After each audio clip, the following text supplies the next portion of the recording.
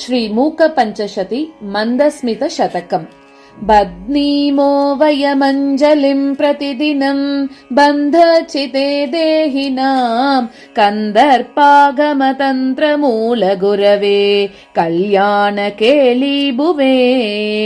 कामाक्ष्या घनसारपुञ्जरजसे कामद्रुहचक्षुषाम् मन्दारस्तबकप्रभामदमुषे मन्दस्मितज्योतिषे सध्रीचे नवमल्लिकासु मनसाम् नासाग्रमुक्तामणेः आचार्याय मृणालकाण्डमहसाम् नैसर्गिकाय द्विषे स्वर्धुन्यासहयुत्वने हिमरुचेः अर्धासनात्यासिने कामाक्ष्यास्मितमञ्जरीधवलिमा द्वैताय तस्मै नमः। कर्पूरद्युतिचातुरीमतितराम् अल्पीयसीम् कुर्वती दौर्भाग्योदयमेव संविदधति दौशाकरीणाम् त्विषाम् क्षुल्लानेव मनोज्ञमल्लिनिकरान् पुल्लानपि व्यञ्जति कामाक्ष्या मृदुलस्मिताम् शुलहरी कामप्रसूरस्तु मे। यापीनस्तनमण्डलोपरिलसत् कर्पूरलेपायते या नीलेक्षणरात्रिकान्तिततिषु ज्योत्स्ना प्ररोहायते या सौन्दर्यदुनीतरङ्गततिषु व्यालोलहंसायते कामाक्ष्या शिशिरीकरोतु हृदयम् सा मे स्मितप्राचुरी। येषाम् गच्छति पूर्वपक्षसरणिम् कौमुद्भतश्वेतिमा येषाम् सन्ततमारुरुक्षति तुला कक्ष्याम् शरश्चन्द्रमाः येषामिच्छति कम्बुरप्यसुलभाम् अन्ते वसत्प्रक्रियाम् कामाक्ष्या ममताम् हरन्तु ममते हासद्विषामङ्कुराः।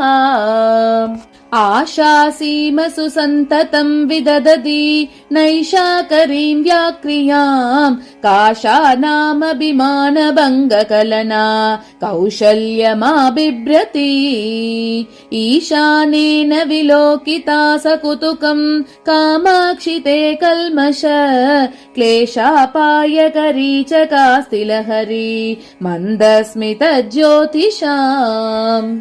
आरूढस्य समुन्नतस्तनतटी साम्राज्यसिंहासनम् कन्दर्पस्य विभोर्जगत्त्रयजय प्राकट्यमुद्रानिदेहे यस्याश्चामरचातुरीम् कलयते रश्मिश्चटा चञ्चला सा मन्दस्मितमञ्जरी भवतु नः कामाय कामाक्षि ते।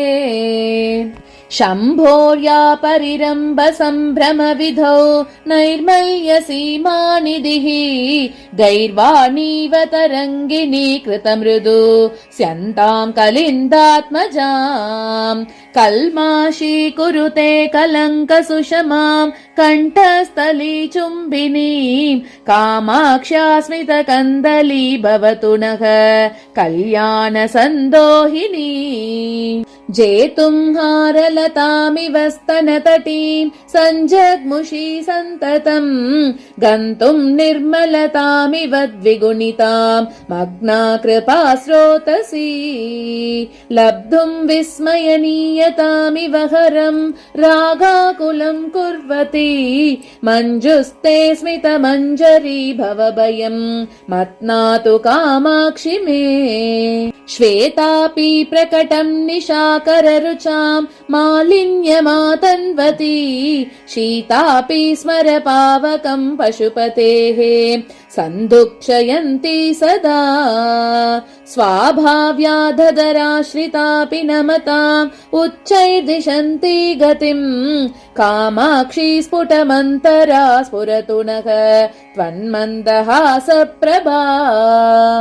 वक्त्रश्री सरसी जले तरलित भ्रूवल्लिकल्लोलिते कालिम्ना ददति कटाक्षजनुषा माधुव्रतीं व्यापृतिम् निर्निद्रामलपुण्डरीककुहना पाण्डित्यमाबिभ्रति कामाक्ष्यास्मितचातुरी मम मनः कातर्यमुन्मूलयेत् नित्यं बाधितबन्धुजीवमधरं मैत्रीजुषं पल्लवैः शुद्धस्य द्विजमण्डलस्य च तिरः कर्तारमप्याश्रिता या वै मल्यवती सदैव नमतां चेतः पुनीतेतरां कामाक्ष्या हृदयं प्रसादयतु मे सा मन्दहासप्रभा दृह्यन्ती तमसे मुहुः कुमुदिनी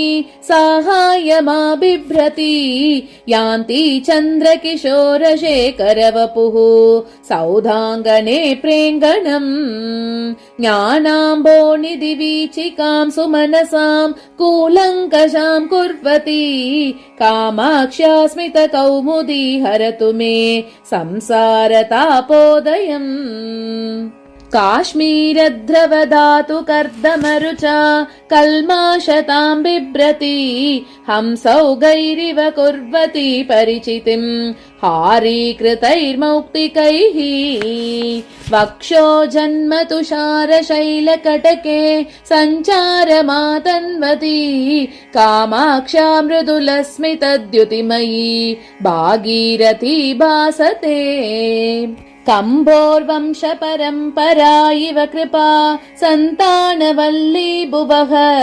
सम्पुल्लस्तबका इव प्रसृमरा मूर्ता प्रसादा इव वाक्पीयूषकना इव त्रिपतगा पर्याय भेदा इव भ्राजन्ते तव मन्दहासकिरणाः काञ्चीपुरी नायिके वक्षोजे घनसारपत्ररशना भङ्गी सपत्नायिता कण्ठे मौक्तिकहारयश्चिकिरण व्यापारमुद्रायिता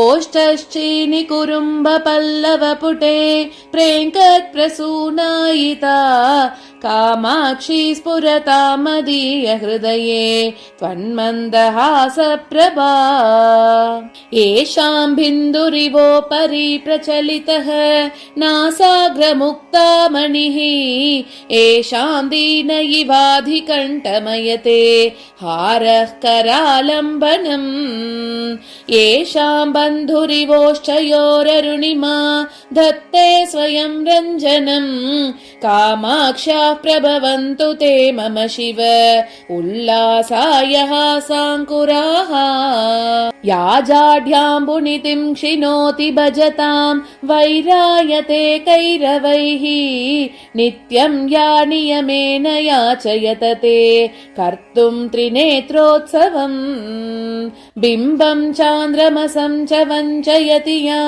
गर्वेण सा तादृशी कामाक्षी स्मितमञ्जरी तव कथं ज्योत्स्नेत्यसौ कीर्त्यते आरूढारभसात् पुरः पुररिपोः आश्लेषणोपक्रमे याते मातुरुपैति दिव्यतटिनी शङ्काकरी तत्क्षणम् ओष्ठं वेपयति भ्रुवौ कुटिलयति आनम्रयत्याननम् तां वन्दे मृदुहासपूरसुषमाम् एकाम्रनाथप्रिये वक्त्रेदोत्स्तव चन्द्रिका स्मितरुचिर्वल्गो स्फुरन्ति सताम् स्याच्चेद्युक्तमिदं चकोरमनसां कामाक्षि कौतूहलम् एतच्चित्रमहर्निशं यदधिकां येषा रुचिं गाहते बिम्बोश्चद्युमणिप्रभा स्वपि च यत् बिम्बोगमालम्बते सादृश्यं कलशाम्बुदेर्वहति यत् कामाक्षि मन्दस्मितं शोभामोश्चरुचाम्बविद्रुमभवाम् एतद्भितां ब्रूमहे। एकस्मादुदितं पुरा किल पपौ शर्वः पुराणः पुमान् एतन्मद्य समुद्भवं रसयते माधुर्यरूपं रसम्। उत्तुङ्गस्तनकुम्भशैलकटके विस्तारि कस्तूरिका पत्रश्रीजुषि चञ्चला स्मितरुचः कामाक्षि ते कोमलाः। सन्ध्याधीदितिरञ्जिता इव मुहुः सान्द्रादरज्योतिषा व्यालोलामलशारदा वृषकल व्यापारमातन्वते। क्षीरं दूरत एव तिष्ठतु कथं वैमल्यमात्रादिदं मातस्ते सह पाटवीतिमयतां मन्दस्मितैर्मञ्जुलैः। किं चेयं तु बिधास्ति दोहनवशात् एकं तु सञ्जायते कामाक्षी स्वयमर्दितं प्रणमताम् अन्यत्तु दोदुह्यते। कर्पूरैरमृतैर्जगज्जननि ते कामाक्षि चन्द्रादपैः मुक्ताहारगुणैर्मृणालवलयैर्मुक्तस्मितश्रीरियम्। श्रीकाञ्चीपुरनायिके समतया संस्तूयते सज्जनैः तत्तादृङ्ममतापशान्तिविधये किं देवि मन्दायते। मध्ये गर्भितमञ्जुवाक्यलहरी माध्वीझरी शीतला मन्दारस्तबकायते जननि ते मन्दस्मितांशुच्छटा। यस्या वर्धयितुं मुहुर्विकसनं कामाक्षि कामद्रुहो वल्गुर्वीक्षण विभ्रमव्यतिकरः वासन्तमासायते। बिम्बोष्ठद्युति पुञ्जरञ्जितरुचिः त्वन्मन्दहासच्छटा कल्याणं गिरिसार्वभौमतनये कल्लोलयत्वाशु मे। पुल्लन्मल्लिपिनद्दहल्लकमयी मालेवयापेशला श्रीकाञ्चीश्वरि मारमर्दितुरुरो मध्ये मुहुर्लम्बते। बिभ्राणा शरदभ्रविभ्रमदशां विद्योतमानाप्यसौ कामाक्षी स्मितमञ्जरी किरति ते कारुण्यधारारसम्। आश्चर्यं शिशिरीकरोति जगति चालोक्य चैनामहो कामं केलति नीलकण्ठहृदयं कौतूहलान्दोलितम्। प्रेङ्कत्प्रौढकटाक्षकुञ्जकुहरेषु अत्यच्च गुच्छायितं वक्त्रेन्दुच्च विसिन्धुवीचिनिचये पेन प्रतानायितं। नैरन्तर्यविजृम्भितस्तनतटे नैशोलपट्टायितं कालुष्ये कबलीकरोतु मम ते कामाक्षि मन्दस्मितम्। पीयूषं तव मन्तरस्मितमिति व्यर्थैव सापि प्रता कामाक्षी ध्रुवमीदृशं यदि भवेत् एतत् कथं वा शिवे। मन्दारस्य कथालवं न सहते मत्नाति मन्दाकिनी इन्दुं निन्दति कीर्तितेऽपि कलशी पातोदिमीर्ष्यायते। विश्वेषां नयनोत्सवं वितनुतां विद्योततां चन्द्रमाः विख्यातो मदनान्तकेन मुकुटी मध्ये च सम्मान्यताम्।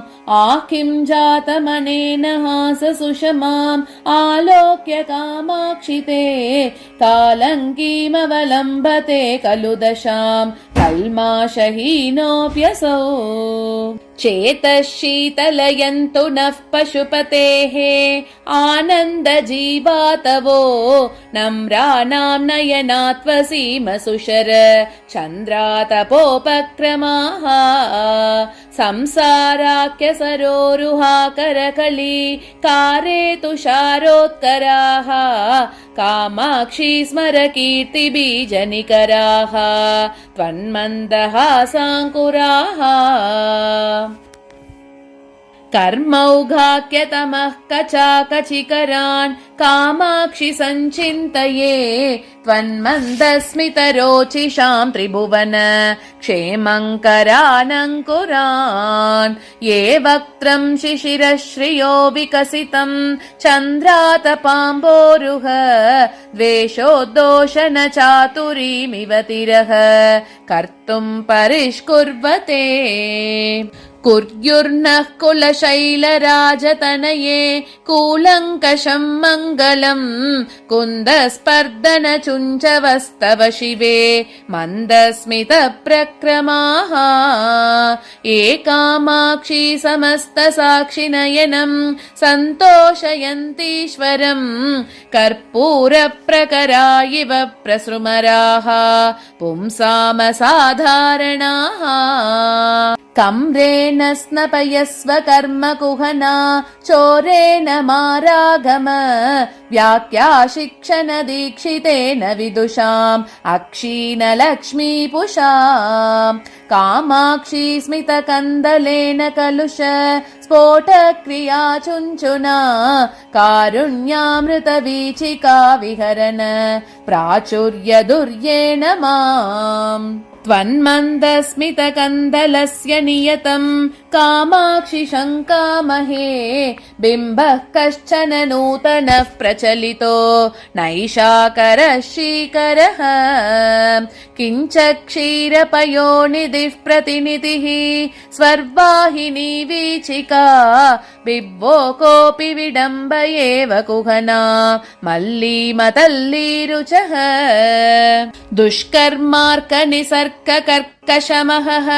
सम्पर्कतप्तं मिलत् पङ्कं शङ्करवल्लभे मम मनः काञ्चीपुरालङ्क्रिये अम्ब त्वन्मृदुलस्मितामृदरसे मङ्क्त्वा विधूय व्यताम् आनन्दोदय सौदशृङ्गपदवीम् आरोढुमाकाङ्क्षति नम्राणां नगराजशेखरसुते नाकालयानां पुरः कामाक्षी त्वरया विपत्प्रशमने कारुण्यधारा किरन् आगच्छन्तम् अनुग्रहं प्रकटयन् आनन्दबीजानिते नासीरे मृदुहासयेव तनुते नाथे सुधाशीतलः कामाक्षी प्रतमान विभ्रमनिधिः कन्दर्पदर्पप्रसूः